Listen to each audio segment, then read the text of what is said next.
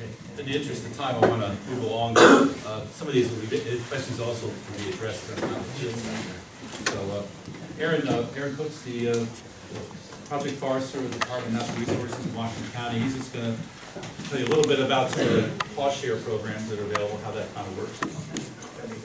So, as Jonathan said, I work here in Washington County. I work with a lot of private landowners. But to give you an idea of my background, I've been with the department since 2006. Bill actually hired me. Greatest thing I ever did. But he retired. Yeah. But I have a degree also from Penn State, which is like a trendy thing. So before I begin, I just kind of wanted to get a quick poll. I know Jonathan did this a little bit, and I should have paid better attention while he was doing it. How many folks in here are just landowners here for their own? Awesome. So that's actually a really good number. How about land managers or consultant foresters? All right. So a little bit less. All right. So those are the two people that I would be speaking most to with my topic. So, as you heard from the previous conversations, these chemicals are expensive, and sometimes they're difficult for a layman to use. So that's why we encourage you to get a pesticide applicator's license, or at least to take some sort of expanded training. There's nothing scarier to me than somebody that's like, well, one glove works, two gloves will work real great, you know, because that's how you get damage to off-target plants and animals, and that's how these chemicals and their use gets a bad name. When used properly and you follow the label, the idea is you minimize the risk. So, this cost share information that I'm going to talk about is available to landowners, private landowners, and you know, it's through various agencies. So our state agency, the Maryland Department of Natural Resources Forest Service, has what's called the Woodland Incentive Program. And I didn't get a chance to get these handouts in your hands before I started speaking. Right here. They're in the back. It's a staple packet as well as a brochure for the WIP program, the Woodland Incentive Program. So the Department of Natural Resources Forest Service has this Woodland Incentive Program. It's available to landowners as long as you have a forest stewardship plan. So a management plan prepared either through my agency or through a consulting forester, someone who's licensed to practice forestry in Maryland. The application is ongoing. Sign up is continuous. So it's available to any landowner at any time, and there's a step-by-step process that you must adhere to. With anything that you're going to get cost share assistance on, there are rules. Sometimes they're prohibitive. People don't want to participate because it takes a little bit of time and effort on their part. The state program is by far the easiest one I know of. Basically, you call up your forester, you say, hey, go ahead. How does this differ from managed timberland? You got a designation of managed timberland. That's West Virginia, right? No, I'm Southern Maryland. Should be the same. I've not heard of that designation. So what I'm referring to would be the stewardship program. It's a management plan that meets the state standards for stewardship prepared by a consulting forester. It has a 15-year lifespan typically. Does that sound similar to what you're talking about, or? I think I'm every 3 years for my renewal. I'm down in St. Mary's County. So the 3-year renewal is for taxes. So you're getting a lower tax rate because you have a stewardship plan in place. So every 3 years, and that might vary by county, but the way the state has gone, the counties are becoming more and more copycat of each other so that they meet the state standards coming out of their state headquarters. Every 3 years you receive a letter saying that you need inspected by your forester. Yeah, so that's what, everything's got acronyms. That's what makes these programs so difficult for the layman. That's called WAP. So it's the Woodland Agricultural Assessment, I can't remember what the P stands for even. But that is the lower tax savings. That's a direct result of working with a forester to have a plan in place and follow the directions in that plan. So that's a benefit. For landowners that don't have a plan, you can't get this cost share until you have the plan, and the plan will help you save on taxes. And it's administered in every county in the state and in multiple states across the country in various forms. So it's a benefit. It provides somebody, either me or a consultant, to you to be a professional resource and guidance to help you manage your forest land more effectively to meet your goals and what the land is capable of doing. So with the Woodland Incentive Program, we will reimburse you to the tune of about 65% of practices outlined in the plan and certain practices. Because we're talking about herbicides today, a lot of what I recommend is invasive species control. So it is not, I've not been on a property probably in the past 3 years that doesn't have a problem with invasive species. That's how big a problem it is here in the Mid-Atlantic. I don't want to mince words about it. It's something that is going to negatively impact your forest at some point. If you disturb the canopy and they're not there, they'll be there. But I don't want to discourage people from disturbing their canopies because sometimes it needs to happen to help foster the forest. It's like a big garden. So everywhere I go in Washington County, I'm seeing either Japanese stiltgrass, ailanthus, multiflora rose, autumn olive. The list can go on and on and on. And there are new ones that show up that no one's seen before, and we don't know how bad they'll be down the road. And then every day someone buys a plant and brings it here. Something like to that effect. And we have another problem coming down the road. There's also in controlling these plants. Sometimes you get rid of one problem and you bring in another one. You know, so it's constant and ongoing, but that's why we have the cost share program. It's to help you. Is that a question back there? Yeah, what's the acreage requirement? So the handouts are going to have some information on them that has become outdated. With this WIP program, the Woodland Incentive program through the state, we don't really have a minimum acreage because we will only work with landowners that have at least 5 acres of forest land. Really, it's 10 acres of forest land. And the reason we're trending that way is because most of the other cost share programs available through the federal government and other entities require you to have at least 10 acres. It sort of goes against the grain though, because we all know land is being parcelized and making ground every day, which is unfortunate. Go ahead. Do you work with HOAs and forest retention? I have not, Why but. don't you repeat the question so somebody. All right, so the question was, have I worked with HOAs that have forest retention areas? I have not with cost share. I have just in general. If they have a communal plan that represents the HOA, they would certainly be eligible for the cost share assistance.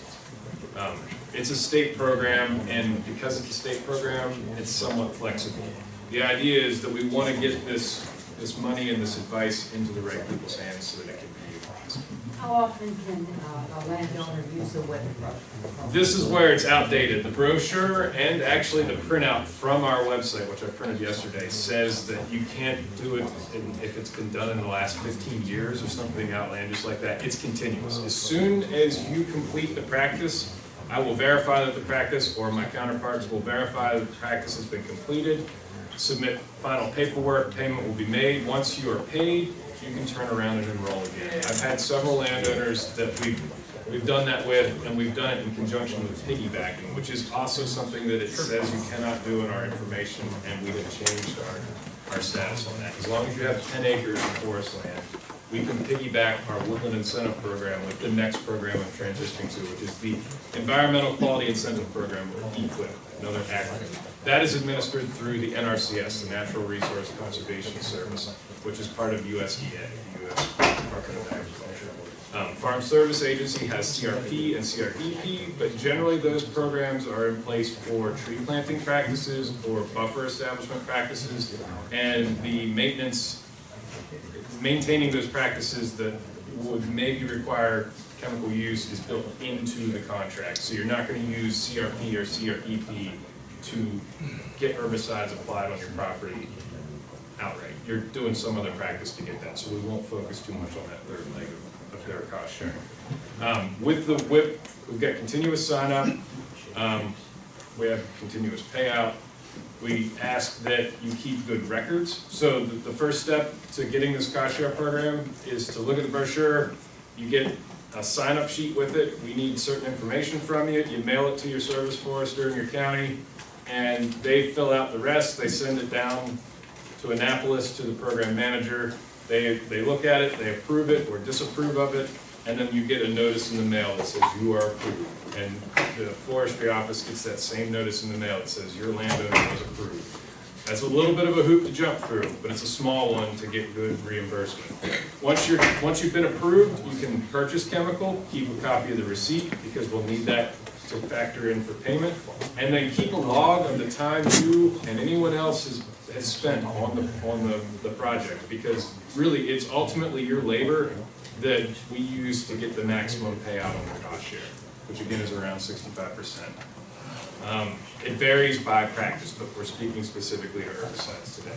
I've had landowners that have no interest whatsoever because we all heard that this equipment costs a lot of money and it's specialized and there's a learning curve to it. They have no interest whatsoever in applying herbicides on their property themselves. They'll work with contractors. So I'm guessing that everyone else's hands in the room that did not go up when I asked the other two questions are contractors in some way. They apply chemicals for landowners on their property.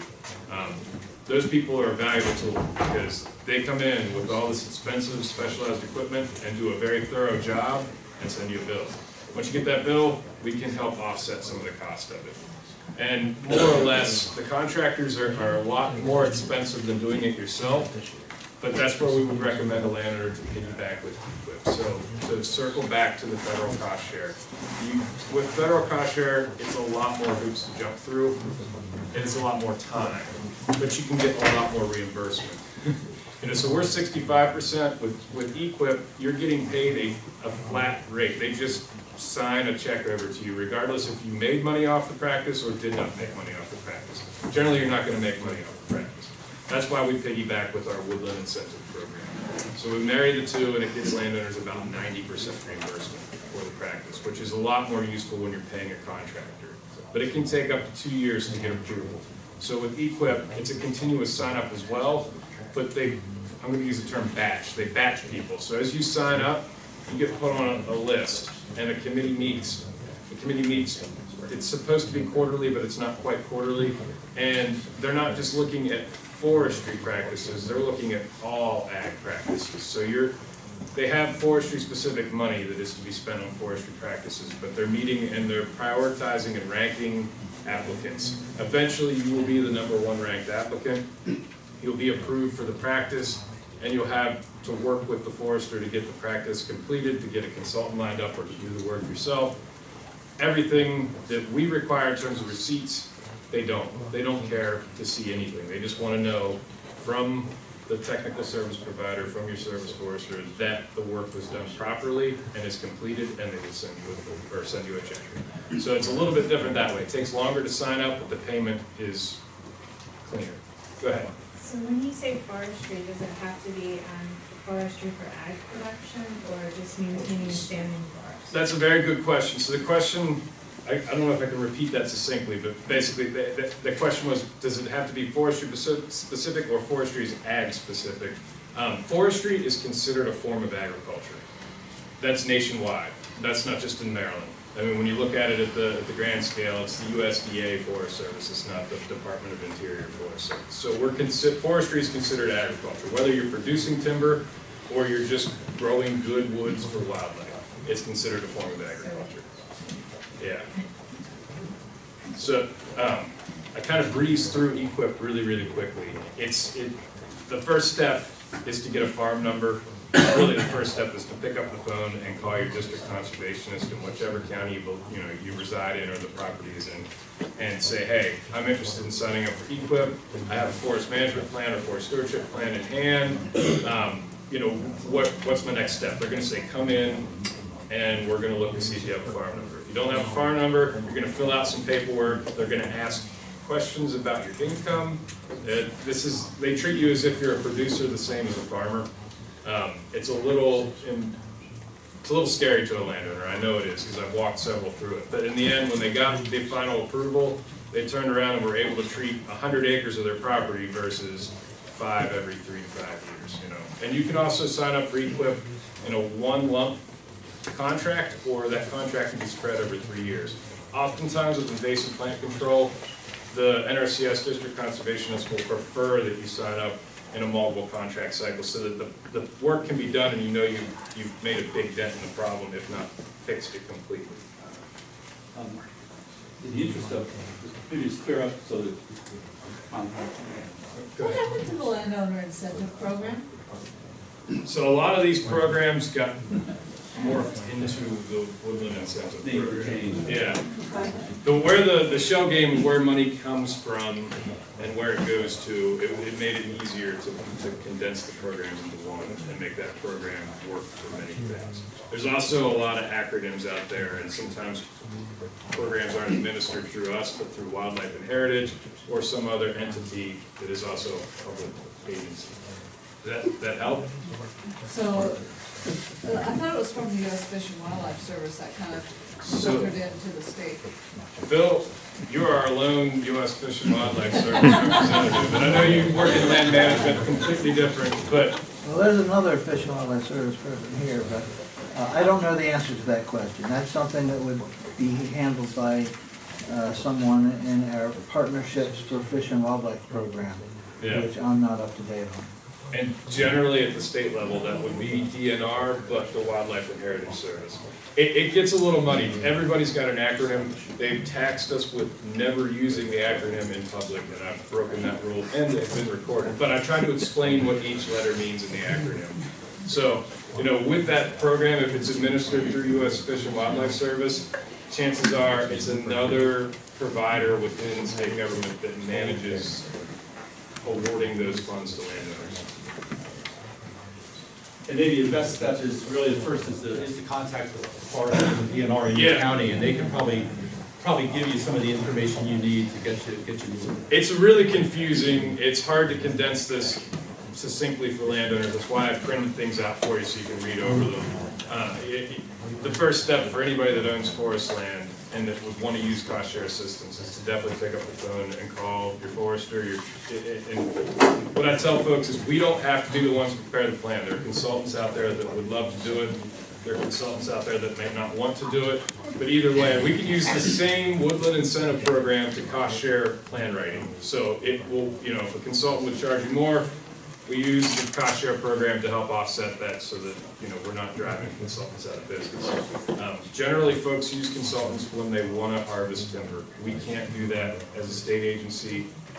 They can, and they're going to get you more for your timber anyway. So it's wise to use them. Either way, use a licensed professional forester, get a stewardship plan, and if you're going to apply herbicides on your property, read the label, and if you want help financially offsetting the cost of controlling these invasives, we have cost share available for you. If you want to solve the problems of the world, pray for peace. So a couple, thanks a lot. Oh, you're welcome. I'll be around.